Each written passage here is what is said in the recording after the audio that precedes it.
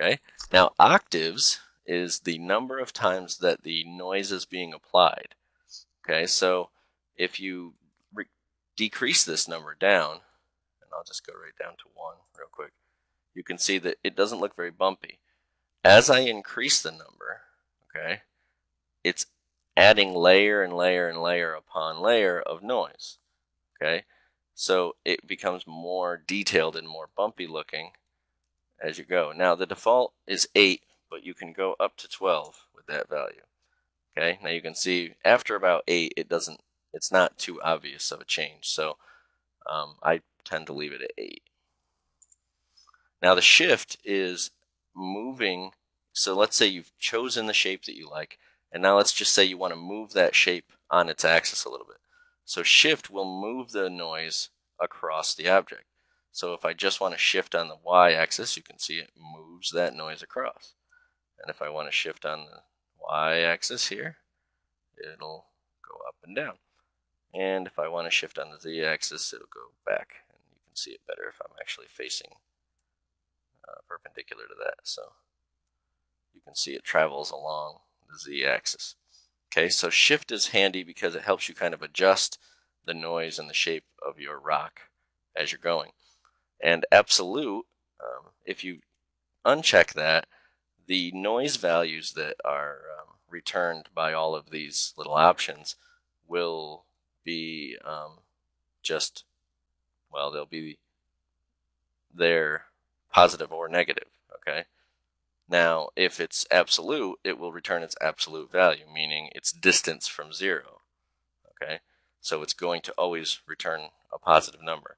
So when you, and I guess from the user end, checking absolute will make it kind of more bulky and make it larger. If you uncheck absolute, the noise will have a greater effect on the object. You'll be able to see the noise more visually, and you'll get a lot more jagged edges and things like that. So I'm just going to keep absolute on so I can kind of have a nice rounded rock here. Okay, now we have the detail layer. Okay, that's this down here. By default, it is not enabled. But what this does, if you enable this, it now adds this next series of noise, that's this down here, it adds it on top of what this is.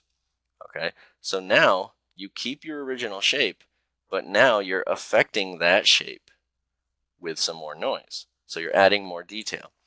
This right here is a preview of the noise that you're using. Now, the big difference here, instead of up here with your general noise, you only have 3 options. Down here, you have every noise that's available in Cinema 4D. Okay, and you can get kind of crazy with this. You can choose any of these noises. Let's say you choose Booyah, or you choose Naki. Okay, you affecting this, and you can see you're adding a lot of different detail to the object. And you can also scale the object or scale the detail layer, so you can change how that is affected. You can change the octaves of the detail layer, and you can also change the shift and the absolute.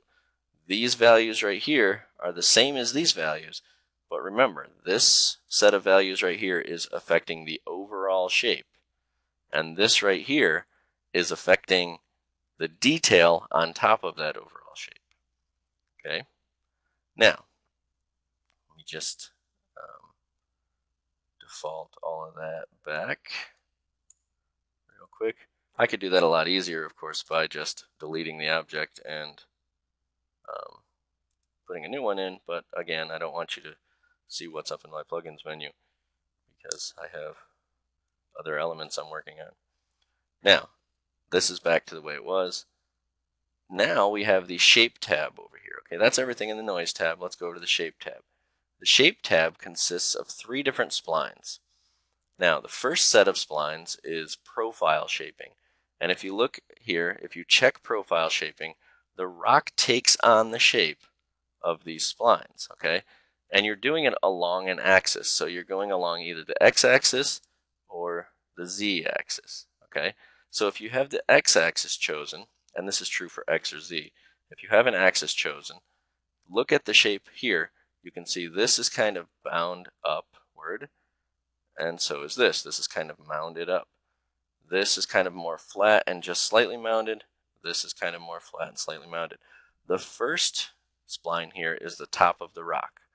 Okay, so as you adjust this, okay, you're adjusting the top half of the rock. And if you want your rock to go way up, you can adjust this. You can add in points and change the overall shape. And then now the bottom, you could do the same. Okay, and you can reshape this however you want. You can get crazy, you can get funky.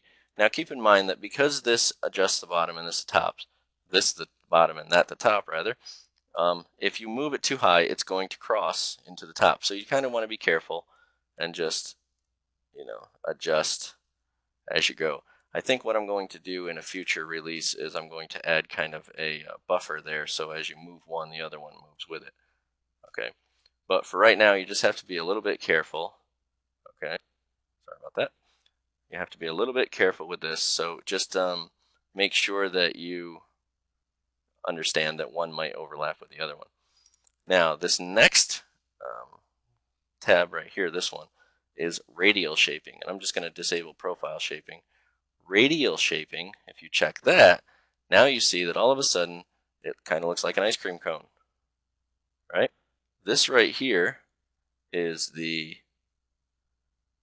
center of the rock. Okay, the left side is the center, and the right side is the outer edge. So I'm going to slide it down a little bit. I'm going to play around, and basically you can adjust the shape of the rock from the inside out. So you can go through and mess around here, do whatever you want, make a point at the top of the rock. You have a lot more control over the shape of the rock using the splines and using the noise. Okay, so let's say you want your rock to have a little bump there. You want it to kind of bow outward in the middle, and then you want it to kind of come up on the outer edge. So this is what you want your rock to look like. Okay, and you did that by adjusting the different splines and moving around. Now remember, the bottom spline is radial. That's from the center outward.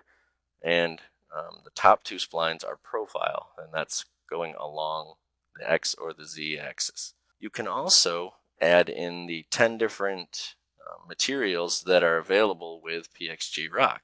To add just a sky, kind of make it look a little nicer. Alright, so I'll render that one more time for you. Sorry.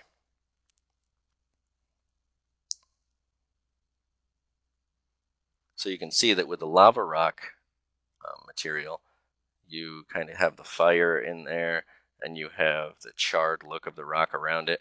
Now you can actually go into the materials and adjust anything you want. I mean, these materials, after you buy PXG Rock, these materials are yours. So you can adjust them and play with them and try to make them better, or make them suit your needs however you want. It's entirely up to you. So that's the lava rock, and then we have 9 different types of rocks that I just kind of played around with and thought looked cool. So the first one is kind of, a relatively simple rock. It's got, you can see the graininess of the rock. You can see some little cracks and some edges in the rock. So that's kind of a cool material. It's kind of a more realistic looking rock material. There's also this next material here. Give that a little render. And you can see that one has a lot more grain, a lot more texture. And as it renders out here, you can be able to see how detailed a lot of these rock materials are. Okay, you can see it has some coloration to it. It has like some watermarks or some landmarks in it. So that's a really cool material too, and it's nice and detailed.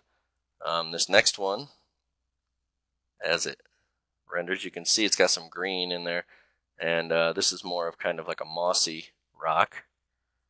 So as this one begins to render, okay, you can see there's kind of like a discoloration on the rock, and it's kind of mossy, and that's one of my favorites, I think. I'll go here and we'll do this one. I'm just going to give you a quick show of these so you can play with these. These are the materials. Okay, and this kind of pink one here, is it's kind of pinkish, orangish. It's kind of a desert clay rock coloration here.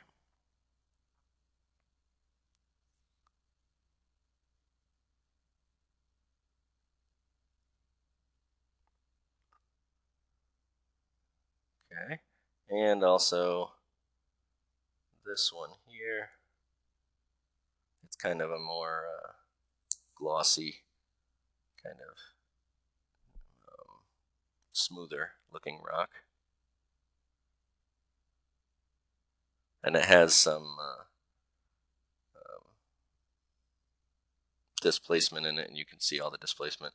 What I would recommend is when I saved these materials, I did not put sub-polygon displacement because I know that some people don't have that.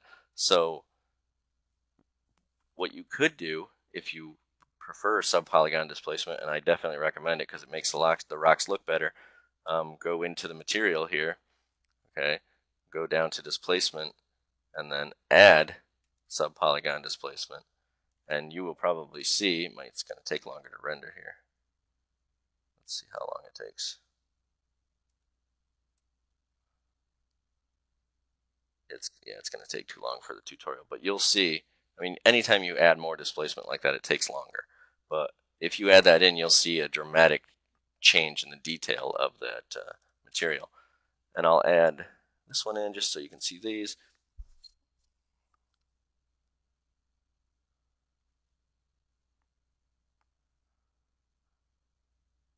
This one has a little bit of specular in it, so it's almost kind of a little bit wet, the rock.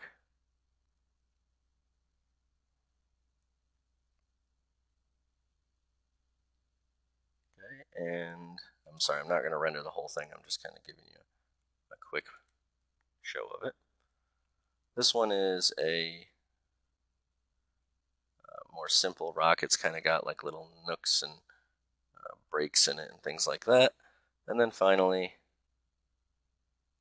this one has some coloration to it again, and also some grainy detail and some displacement. It's kind of a more interesting rock. It's got kind of a cool jaggedness thing going on. All right, so those are the different materials that are available in PXG Rock. Also, we've gone over all of the different attributes. So take some time, if you're interested in this, definitely purchase it. You can also download PXG Planet for free, and I have True Symmetry also on my website, which is free. But the PXG Rock and PXG Planet, they're all part of what I'm calling PXG Elements. And there are going to be more elements coming out very soon. And what I'm hoping is that over time, PXG Elements will end up being a collection of different plugins that help you to recreate the natural world more easily. So I hope that you enjoyed this little video, and I hope to hear some feedback from you on how you like the plugin. Thanks a lot.